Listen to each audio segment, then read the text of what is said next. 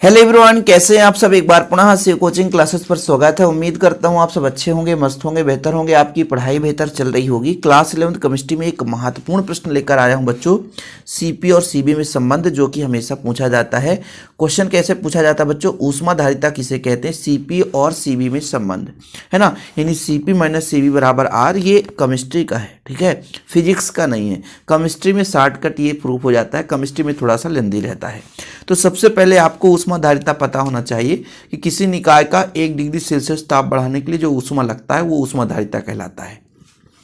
जब इसके हम फार्मूले की बात करते हैं बच्चों, जैसे स्थिर आयतन है तो सीबी से रिप्रेजेंट करते हैं, और इसका जो फॉर्मेट है, फार्मूला है, वो आपका डीई बच्चों अपान dt के बराबर होता है। यहाँ पे हम भी लिख सकते हैं, कांस्टेंट लिख सकते हैं, लेकिन लिखने की जरूरत नहीं है। और जब हम बात करते हैं किसके, स्थिर दाब पर, तो दाब के लिए बच्चों P, तो Cp हो जाएगा। इसके लिए फार्मूला निकाला था हमने dH अपान dt। अब आप लोगों को यदि नहीं पता है तो फिर आप लोगों की कमी है बच्चों, क्योंकि मैं पूरा लेक्चर विधिवत कराता हूँ ताकि आपको परेशानी ना हो सके। अब बच्चों इससे मैं कह दूं कि Cp में Cv को घटा दूं, या Cp में Cv को, है ना, तो Cp में Cv को घटा दूं, तो Cp माइनस Cv बराबर कोई बता सकता है कि ये होगा बच्चों dH अपान dt, dH अपान dt माइनस de अपान dt।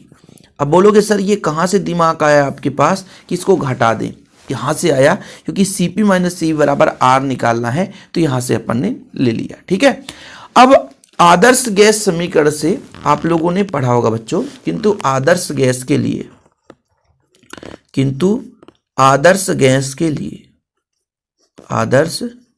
गैस के लिए क्या होता बच्चों, PV बराबर nRT, PV बराबर nRT। यदि n बराबर कितना हो 1, तब PV बराबर RT होगा, ठीक है, PV बराबर RT होगा। अभी इतना समझो, ये आदर्श गैस के समीकरण से हमने निकाला है। आप लोगों ने एंथैल्पी पढ़ा है क्या? नहीं पढ़ा। कि एंथैल्पी जो होता है वो उसके आंतरिक ऊर्जा, ठीक है, आंतरिक ऊर्जा और दाब और आयतन के गुणनफल के बराबर होता है। तो इससे बच्चों PV बराबर हम RT लिखेंगे तो E प्लस RT हो जाएगा, E प्लस RT हो जाएगा। ऐसा क्यों कर दिया सर, हम PV बराबर RT लिख दिए, ये एंथैल्पी का फार्मूला है, ठीक है। अब दोनों पक्षों में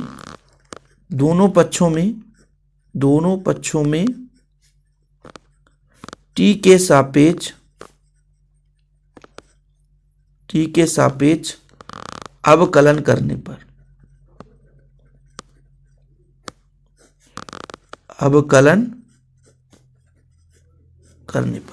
दोनों पक्षों में T के सापेक्ष अवकलन करने पर, जब अवकलन करते हैं तो कितना होता है, देखिएगा बच्चों,